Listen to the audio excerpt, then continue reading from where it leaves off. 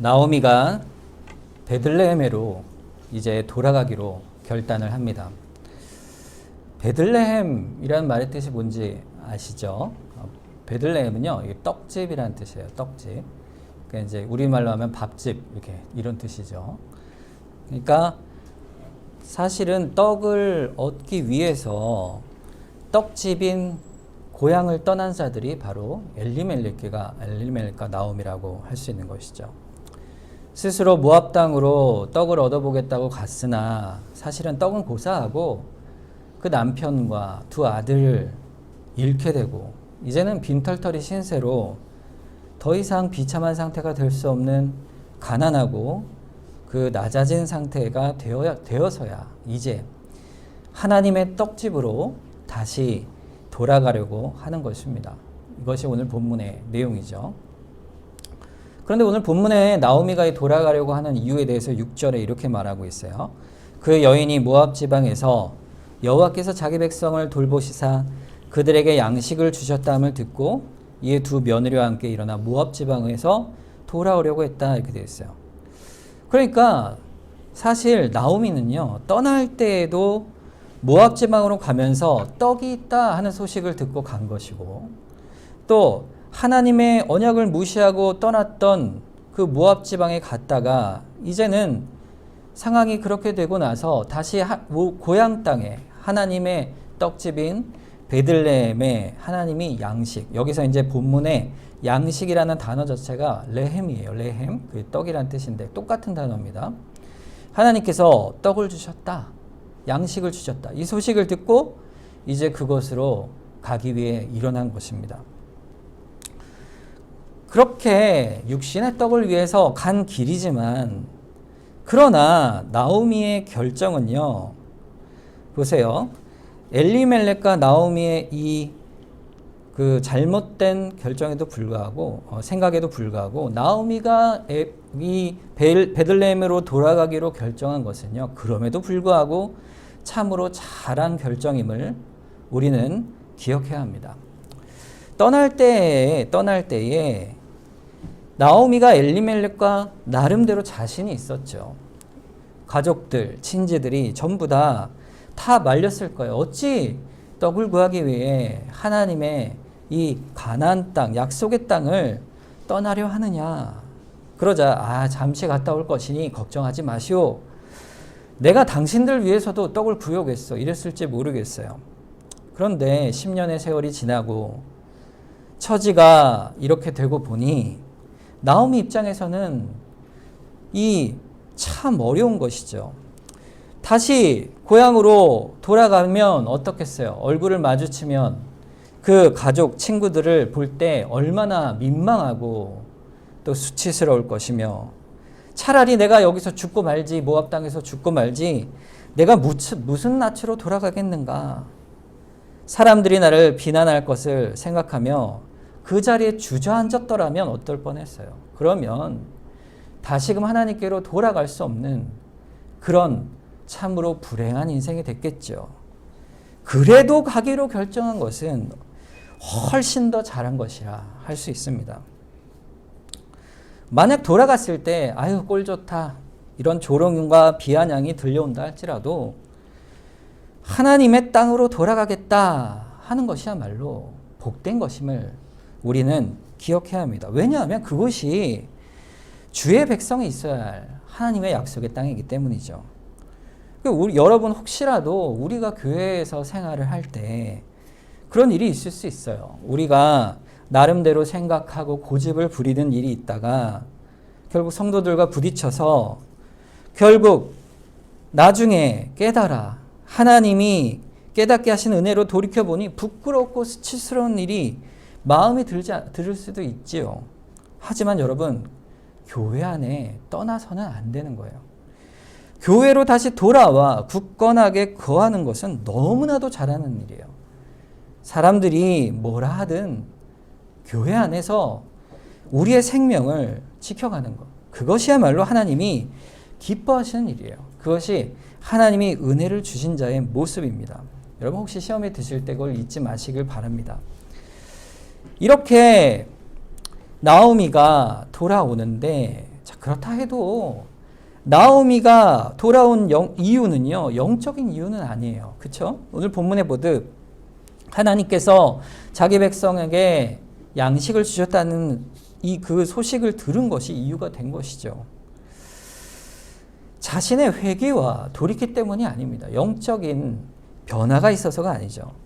내가 하나님 앞에 있지 못하고 가족과 함께 이 모압 땅에 와서 하나님의 뜻을 거스려 살다가 또 모압의 두 여인을 며느리로 드리고 하나님 앞에 참 죄를 많이 범했구나.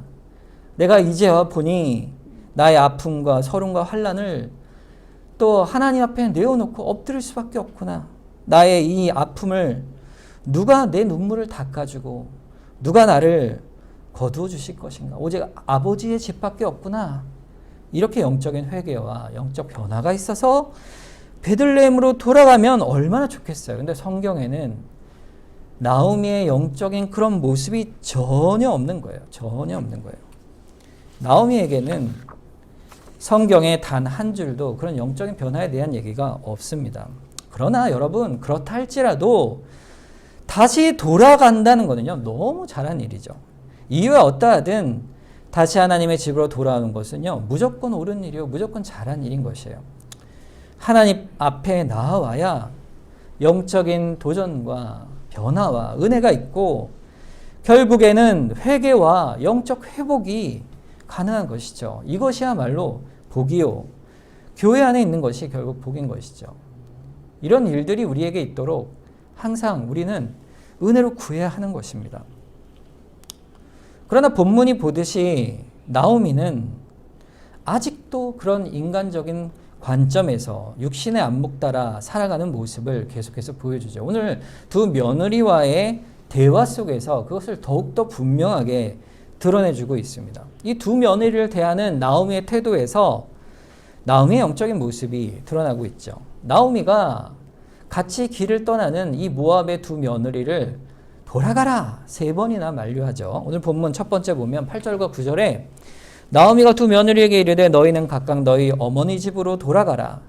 너희가 죽은 자들과 나를 선대한 것 같이 여호와께서 너희를 선대하시기를 원하며 여호와께서 너희를 허락하사 각기 남편의 집에서 위로를 받게 하시길 원하노라 하고 그들에게 입맞추며 그들을 보냈다 그랬어요.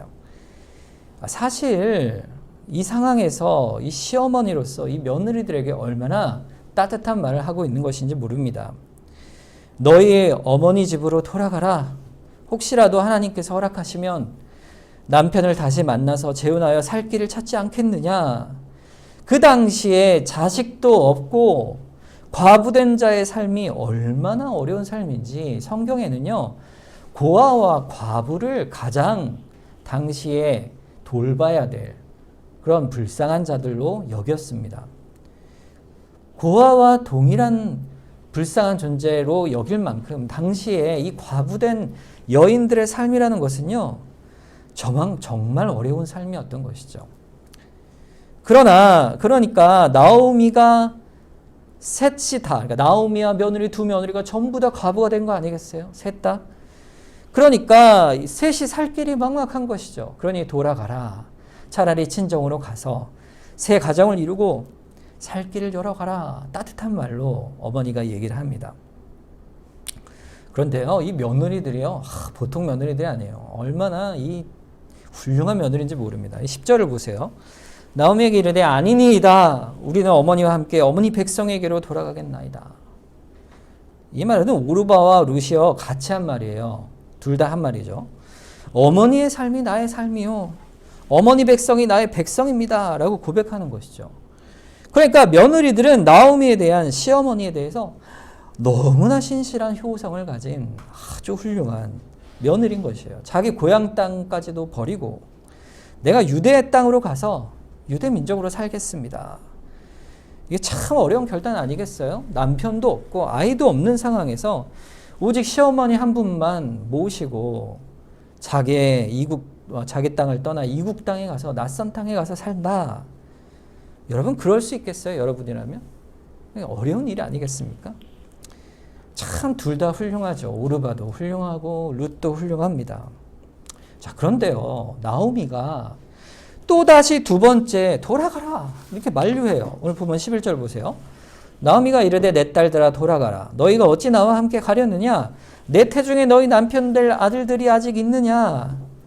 너희가 어찌 나와 함께 가려느냐? 그러면서 함께 갈 수 없는 이유를 이렇게 말하는 것이죠. 내 태중에 너희 남편 된 아들들이 또 있느냐? 유대 전통을 따라 말하는 것이죠. 12절 13절 내 딸들아 돌아가라. 나는 늙었으니 남편을 두지 못할지라. 가령 내가 소망이 있다고 말 안 듣는다든지 오늘 밤에 남편을 두어 아들들을 낳는다 하더라도 너희가 어찌 그들이 자라기를 기다리겠으며 어찌 남편 없이 지내겠다고 결심하겠느냐. 내 딸들아 그렇지 아니하니라. 여호와의 손이 나를 치셨으므로 나는 너희로 말미암아 더욱 마음이 아프도다. 그렇게 얘기하고 있어요.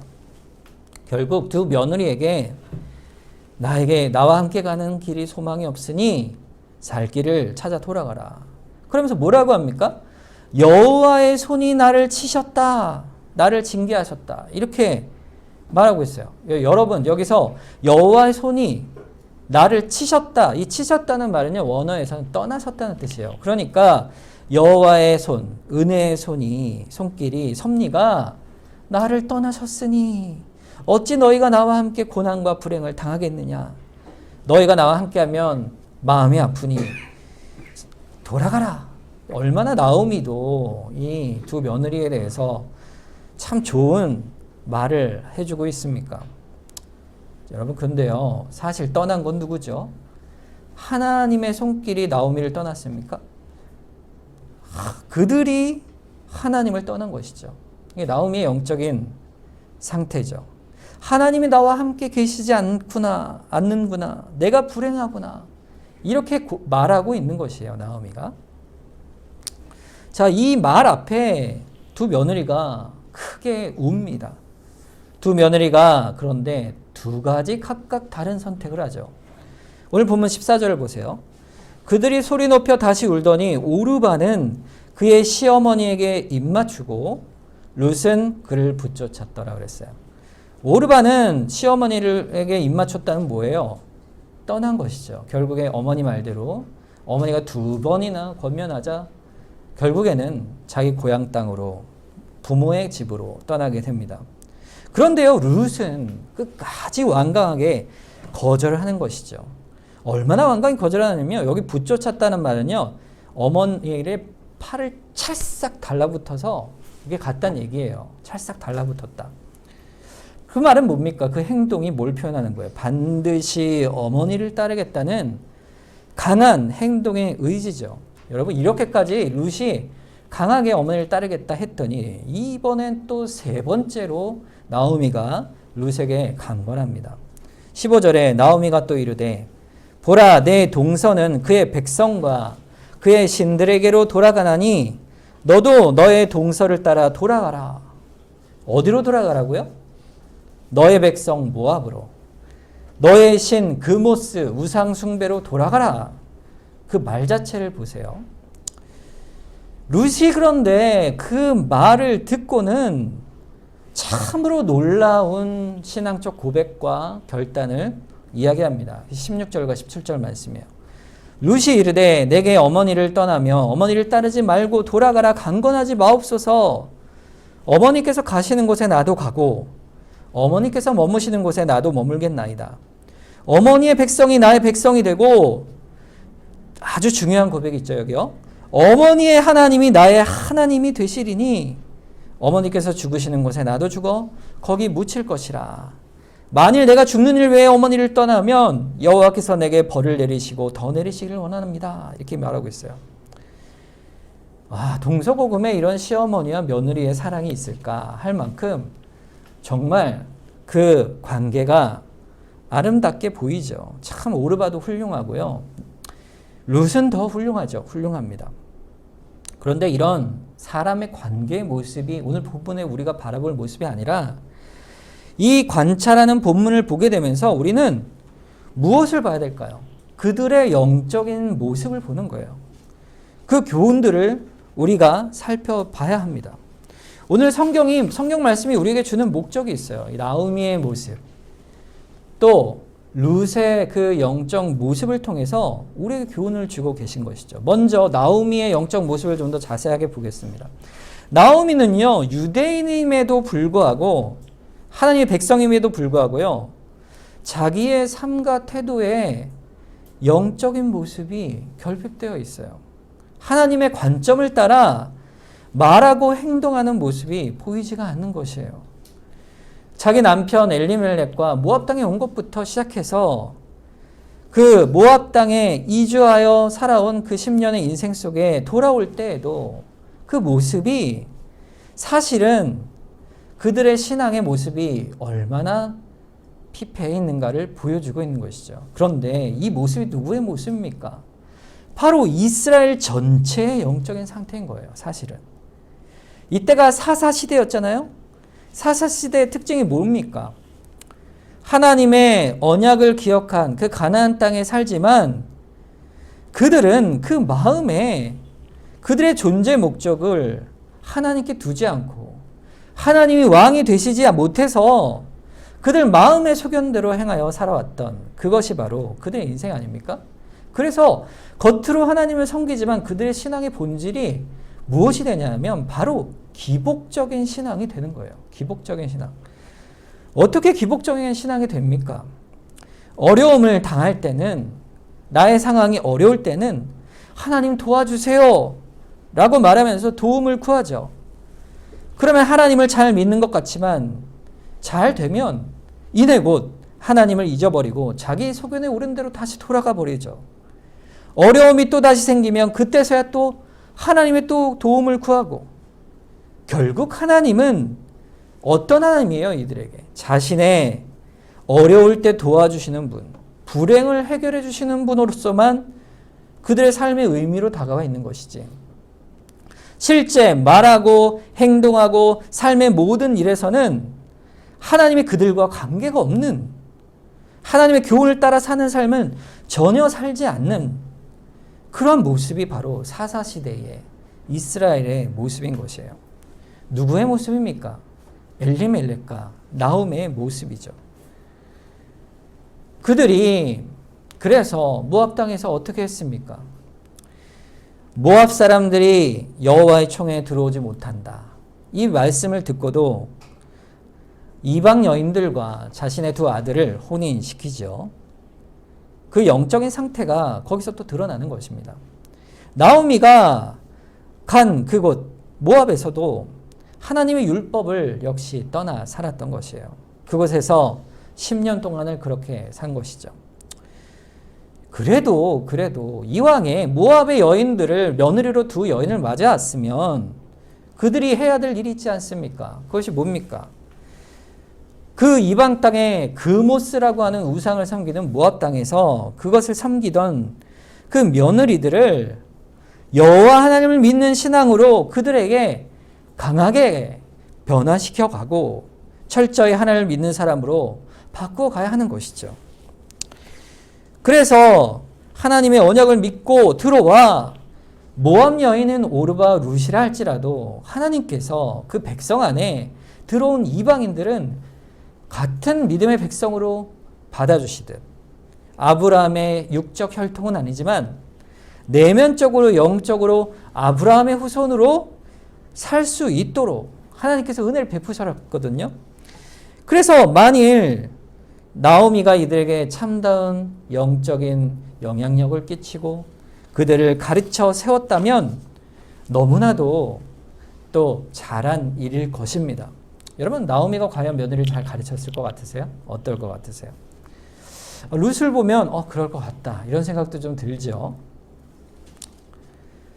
그런데 물론 나오미와 또 엘리멜렉과 남편들이 하나님을 그들에게 알리고 소개했을 것이에요. 분명 알렸을 것이에요. 정녕 나오미가 여호와 하나님만이 생명이요 그 하나님의 언약에 접붙임 받는 것이 얼마나 귀한 것인가를 그들에게 가르쳤으면 참 좋았을 것 같아요. 그런데 그렇지 않다는 것을 오늘 본문이 여실하게 보여줍니다. 여실하게 보여줘요. 왜요? 자기가 자기 집에 들어온 며느리, 비록 모압 여인들이지만 하나님의 언약에 연결되어 하나님의 자녀가 되었다면 이렇게 얘기했어야죠. 야, 너희들은 절대로 고향집으로 돌아가지 말아라. 하나님께서 너희 인생을 이끄실 것이니 너희가 비록 남편도 잃고 낯선 땅으로 가는 것이지만 우리 같이 너희 우상 땅으로 돌아가지 말고 나와 함께 가서 여호와 하나님을 함께 섬기며 그의 도우심을 바라보자. 나와 함께 일어나 가자. 이렇게 말해야 되는 거 아니겠습니까? 그런데 나오미는요, 이런 신앙의 권면 단 한마디도 없이 인간적 관점에서만 따뜻한 권면을 하고 있는 것이죠. 그렇지만 영적으로 보게 되면 죽음의 길로 그들을 돌려보내려고 하고 있는 것입니다. 그들에게 돌아가면 재혼을 하여 삶을 더 편안하게 살았을지 몰라요. 그러나 그들의 영혼은 죽고 결국 하나님을 떠난 인생으로 살아갈 것이죠. 어떤 분은요, 이 본문을 해석하면서 나오미에게 더 나쁜 말을 해요. 나오미가 돌아가려고 딱 보니까 모압 며느리 둘만 데리고 가려니까 너무 수치스러워서 일부러 가서 변명할 거리가 없으니 그들을 끊어버리고 과거를 끊어버리고 호를 단신 들어가려고 했다. 이렇게까지 말하는 분도 있습니다. 어쨌든 간에 나오미의 영적인 모습이 어떻다는 것이죠? 영적인 모습이 그렇게 어둡다는 것을 보여주고 있는 것이죠. 자, 그런데 보세요. 이 유대인 나오미의 영적 상태와 대조적으로 모압 며느리였던 이 룻의 영적 자태가 얼마나 아름답고 훌륭한지 모릅니다. 룻은요, 시어머니를 모시는 육적인 그 효와 그 태도에도 너무나도 뛰어나죠. 그와 더불어서 그걸 넘어서서 룻에게는 영적인 아름다움이 있어요. 먼저 룻이 나오미에 대한 깊은 사랑을 드러내면서 이렇게 말하죠. 어머니가 가시는 곳, 어머니가 머무는 곳, 어머니가 죽는 그곳에 내가 가는 곳이요, 내가 머무는 곳이요, 내가 죽을 곳입니다. 어머니의 백성이 나의 백성입니다. 이렇게 고백을 합니다. 그 다음에 너무 중요한 말을 하잖아요. 어머니의 하나님이 나의 하나님이십니다. 오르바와 룻의 차이가 여기 있죠. 오르바와 룻은 둘 다 어머니를 따르겠습니다. 어머니의 백성이 저의 백성입니다. 여기까지는 똑같았어요. 그런데 어머니의 하나님이 나의 하나님이십니다. 라고 고백을 덧붙임으로 결국 룻은 여호와 하나님을 향한 믿음으로 어머니의 땅 가나안까지 가기를 간절히 원했다는 사실을 분명하게 보여주는 것이죠. 여러분, 룻은 그래서 가족도 버리고 자기 민족도 버리고 자기 조상 대대로 섬겼던 모압의 우상도 버리고 완전히 다른 사람으로 살기로 결심을 한 것입니다. 자신이 여호와 하나님을 섬기는 그 백성으로 살겠다 결심한 것이죠. 여러분, 룻과 비슷한 예수님의 족보에 나오는 또 다른 이방 여인이 한 명 있어요. 그가 누구냐면 라합입니다. 이 라합은 어떤 여인이었냐면 이스라엘 백성이 가나안을 정복할 때 첫 번째로 무너뜨린 성이 어디죠? 여리고성이죠. 이 여리고성에서 누구의 편을 들었어요? 이스라엘 측에 서서 하나님을 따르겠다 하였던 여인이 바로 라합입니다. 라합도 자기의 동족과 여리고성과 섬기던 신들을 다 버리고 천지에 여호와 하나님 같은 분이 없습니다 고백하며 자신의 생명과 가족의 생명을 이스라엘과 하나님께 의탁했던 것처럼 룻은 전적으로 하나님 앞에 모든 것을 버리고 하나님께 자신의 삶을 내어 맡기는 것이에요. 룻에게는 이제는 이전에 귀했던 것들이 더 이상 의미가 없어지고 마치 배설물처럼 여기며 시어머니가 나오미가 그렇게 중요했던 이유가 뭘까요? 나오미와 그 집을 통하여 여호와 하나님을 알았기 때문이죠. 그러니 어머니의 하나님 여호와 하나님이 나의 하나님이십니다 고백하게 된 것입니다. 반면 오르바는 너무 안타까운 것이죠.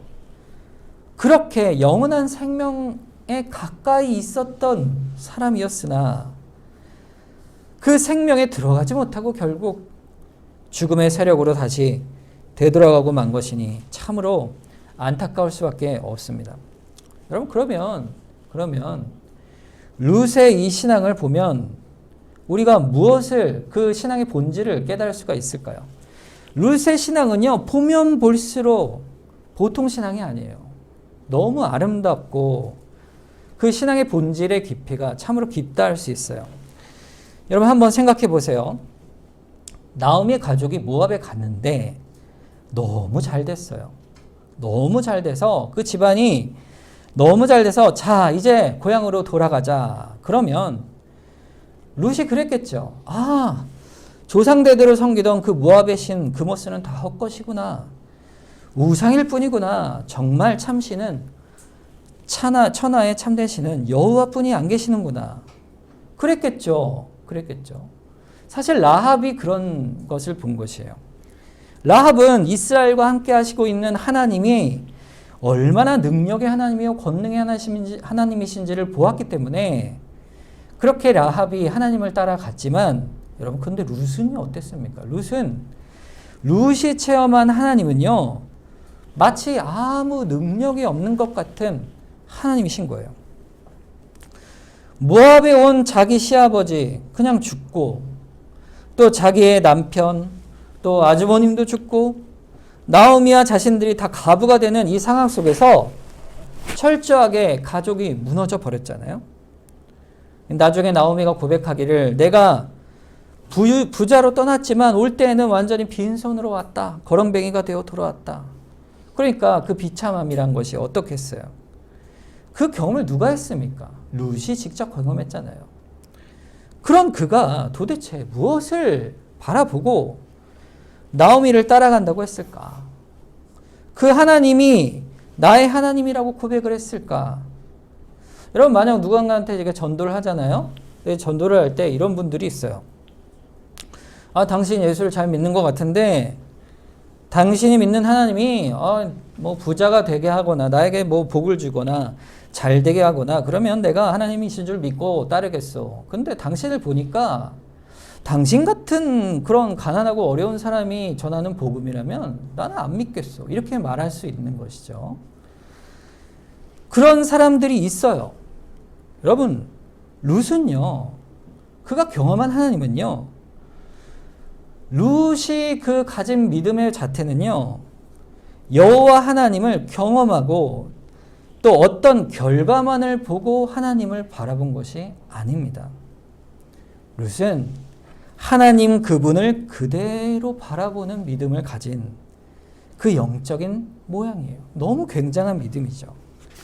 부욕해 하시는 하나님을 바라본 것이 아님에도 불구하고 그 복을 구하는 신앙이 사사시대 이스라엘 모습이잖아요. 그 복만 구하는 것이. 그런데 나오미가 말하죠. 하나님이 손이 나를 치셨다. 나를 떠나셨다. 왜요? 불행하게 하셨으니까. 이렇게 말한 것처럼 사실 하나님이 그리한 것이 맞죠. 하나님이 그렇게 불행을 그들에게 주셨어요. 맞습니다. 그것이. 여러분 나오미가 겪은 모든 불행은 결국 하나님이 주신 것이에요. 나오미가 왜 이런 불행을 겪었을까 하는 것은 그들이 가나안을 떠나 모압 지방에 거주했기 때문에 하나님이 엘리멜렉과 기론과 말론을 쳤다. 이렇게 직접적으로 우리는 말할 수는 없습니다. 성경에 그렇게 표현되어 있지 않아요. 그러니까 이들이 겪은 불행이 이들이 행했던 선택의 잘못으로 인해 그 자체로 직접적인 결과로 나타났다고는 우리는 말할 수 없습니다. 그러니까 우리 성도가 겪는 불행도 우리가 겪는 불행도 그것이 그 성도가 어떤 잘못을 했으니까 그런 것이다. 그렇게 직접적으로 말할 수가 없는 것이에요. 그러나 하나님, 사랑의 하나님께서 어떤 섭리 가운데 그 뜻을 따라서 우리 생활 속에 불행을 주시기도 한다는 것을 기억하시기 바랍니다. 사실 죽은 엘리멜렉과 두 아들은 하나님께서 그들에게 어떻게 하셨고 어떤 뜻에서 그들을 그렇게 불행을 주셨는가는 우리는 알기 어렵지만 그 다음에 분명히 알 수 있는 것이 있어요. 적어도 나오미는요, 이 모든 불행을 통해서 큰 영적인 각성이 되어져 가게 하십니다. 돌아가게 하시죠. 그리고 떡이 베들레헴에 있다는 말을 듣고 하나님 떡집으로 돌아갔을 때 과연 베들레헴에 이른 후에 나오미에게 예비되었던 룻기 이후에 하나님께서 예비한 아름다운 계획들, 나오미의 영혼을 충분히 위로하시는 하나님의 복된 일들이 그 앞에 있었던 것입니다. 그러니까 하나님께서 나오미가 겪은 이 모든 불행이 하나님이 나오미를 묘하셨거나 죄를 지은 것을 1대1로 너 죄 이만큼 졌지, 이만큼 심판받아, 이렇게 벌을 주신 것이라 말할 수가 없다는 거예요. 그러나 한 가지 분명한 것은 나오미가 겪은 불행이 누구의 손에서 나온 것이다? 하나님의 손에서 나온 것이 분명하다. 하나님의 손에서 나오는지 않는 어떤 일도 없기 때문입니다. 결국에는 나오미에게 은혜의 손길을 베푸시는 과정임을 우리는 보게 되는 것이죠. 하나님의 손이 결코 나오미를 떠나신 적이 없는 것이에요. 모세가요, 이스라엘이 가나안 땅으로 이제 들어갈 때 이스라엘 백성과 여호수아를 향해서 이렇게 말합니다. 신명기 31장 6절에 너희는 강하고 담대하라. 두려워하지 말라. 그들 앞에서 떨지 말라. 이는 내 하나님 여호와 그가 너와 함께 가시며 결코 너를 떠나지 아니하시며 버리지 아니하실 것임이라. 하나님의 약속의 말씀이에요. 하나님의 은혜의 손길을 결코 떠나거나 놓지 않으시고 변치 않으시고 함께 하시겠다. 여러분, 근데 이 하나님의 변치 않는 그 신실하심을 누가 믿고 있었냐면요, 바로 모압 여인이었던 룻이 믿고 있었어요. 룻이 그 하나님의 손길 믿고 의지한 것입니다.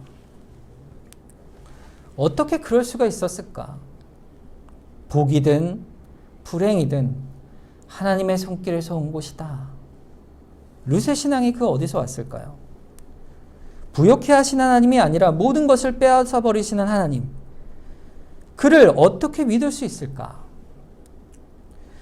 사실 룻이 섬기던 그모스라는 신은요, 기복주의적인 신앙이에요. 모든 우상이 그렇죠. 풍요를 주는 신을 섬기는 거예요. 나를 복주고 잘 되는 것이 나의 신이죠. 그런 종교적 습성을 따라서 하나님을 믿었다면 도저히 하나님을 섬길 수 없을 텐데, 도대체 룻이 어떻게 하나님을 단단히 붙들고 그곳으로 나아갈 수 있을까? 룻의 신앙이 도대체 어디서 온 것인가? 나오미의 신앙도 그런 것을 볼 때 나오미에게서 올 리도 없지요. 그러면 룻의 신앙이 어디서 왔을까요? 그것은 오직 하나뿐이 없습니다. 하나님이 주시는 은혜뿐이에요. 달리 말할 방법이 없습니다. 하나님께서 룻을 사랑하셔서 그 심령에 굳은 믿음을 부어주신 것이에요.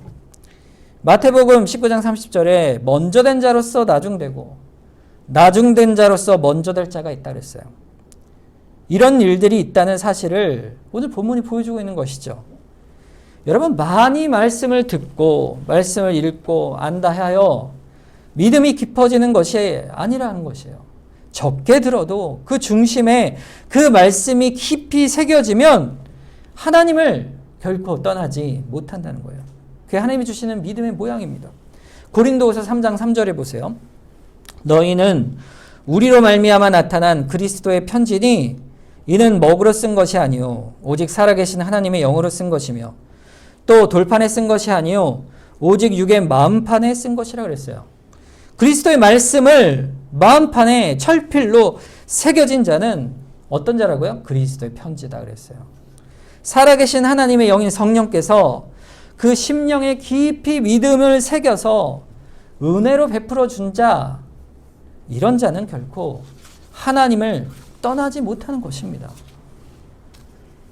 평생에 주의 말씀을 듣고 살았다 하는 사람보다도 여러분 십자가의 강도를 기억하시죠? 당신이 낙원에 이를 때 나를 기억하여 주소서 라는 말 속에 그 믿음의 깊이가 평생의 말씀을 듣고 기복신앙으로 살아온 자들보다 훨씬 더 깊은 믿음의 고백이 있는 거예요. 여러분 보세요. 이 강도야말로 이런 자 아니겠습니까? 예수님께서 어떨 때 그를 향해 고백합니까? 가장 비참할 때 고백하지 않습니까? 예수님께서 십자가에 달려 죽는 가장 낮은 메시아의 모습 속에서 그가 예수님의 영광을 보거나 그의 병고침이나 교훈을 직접 들으며 놀라운 이적을 목도하며 그에게 고백한 게 아닙니다. 그가 가장 비참한 모습 속에 있을 때 십자가의 강도가 예수님을 향해 고백한 거. 어떻게 그럴 수 있을까요? 그것은 오직 하나님의 은혜로만 믿음을 얻을 수 있기 때문입니다. 에베소서 2장 8절 9절에 너희는 그 은혜에 의하여 믿음으로 말미암아 구원을 받았으니 이것이 너희에게서 난 것이 아니요 하나님의 선물이라. 행위에서 난 것이 아니니 이는 누구든지 자랑하지 못하게 하려 함이라. 여러분, 여러분이 받은 그 은혜가 이런 동일한 은혜임을, 믿음의 은혜임을 선물로 주신 것임을 기억하시기 바랍니다. 주님을 사랑합니다. 아직 부족하고 연약하고 주의 교훈을 잘 모릅니다. 아직 믿음의 기간도 짧고 저는 주를 잘 모르지만 주의 말씀 앞에 결단하여 따라가오니 나를 인도하여 주시옵소서. 이것이 우리의 믿음의 고백이죠. 결국 그 고백이 룻이 나오미를 따라갔던 길의 여정인 것입니다. 하나님의 은혜의 섭리 가운데 보면 하나님께서는 룻을 사랑하신 거예요. 룻을 위하여 어쩌면 나오미의 가족이 그곳에 옮겨왔을지 모르겠어요. 룻을 끌어내시기 위하여 또 룻을 통하여 4대째 다윗 왕을 낳게 하시고 그 1000년 후에 또 예수 그리스도께서 이 땅에 오시는 그 놀라운 구원의 역사 속에 룻을 두시기 위하여 그 구원하시는 은혜 가운데 두시기 위하여 그 베들레헴으로 오도록 하나님께서 섭리로 룻을 이끌어 가신 거예요. 나오미와 엘리멜렉은 자신들이 이러한 하나님의 계획을 알고 믿음으로 희생하여 간 것이 아니지만 그렇게 부족해서 떠났지만 그 모든 허물에도 불구하고 하나님께서는 또 합력하여 자신의 선을 이루어 가십니다. 결국 룻을 불러내시고 그 손길로 붙들어 내셔서 가나안 땅 약속의 땅으로 불러내어 주시는 것이죠. 에베소서 1장 5절 6절에 보면 그 기쁘신 뜻대로 우리를 예정하사 예수 그리스도로 말미암아 자기의 아들들이 되게 하셨으니 이는 그가 사랑하시는 자 안에서 우리에게 거저 주시는 바 그 은혜의 영광을 찬송하게 하려는 것이라. 우리를 향한 하나님의 계획도 동일합니다. 우리를 향해서 하나님께서 그 기쁘신 뜻대로 예정하셔서 우리를 그리스도 안에서 그 은혜의 영광에 참여하도록 불러내어 주신 것이죠. 우리가 도무지 하나님 앞에 내어놓을 것이 없는 나오미 같은 자라 할지라도 그 영광 속에 불러내어 주셨고 또 우리가 룻과 같은 이방 사람 같은 우상을 섬기던 자였으나 우리 심령에 놀라운 믿음을 부어주셔서 그 지혜의 경륜 속에 하나님의 자비와 은혜로 우리를 주의 백성 삼아주시고 지금도 오늘도 우리를 이곳의 예배 자리로 불러내 주신 것이죠. 우리를 인생을 어떻게 인도하실지 우리는 알 수 없습니다. 불행이 있을지 아니면 복된 일들이 있을지 그러나 어떠한 상황 속에서도 우리는 고백하는 것이죠. 주님을 따르겠습니다. 그 믿음으로 우리가 나아가는 우리 인생이 되기를 주님의 이름으로 축복합니다. 오늘 말씀을 기억하면서 우리 합심해서 한번 기도하겠습니다. 주님, 우리를 붙들어 주시옵소서. 연약한 우리를 사랑하시는 주님의 은혜를 고백하오니 우리가 교회 안에서 주의 말씀을 따라 가겠습니다. 은혜를 부어 주시옵소서. 믿음을 주시옵소서. 우리 주께 고백하며 나아가겠습니다.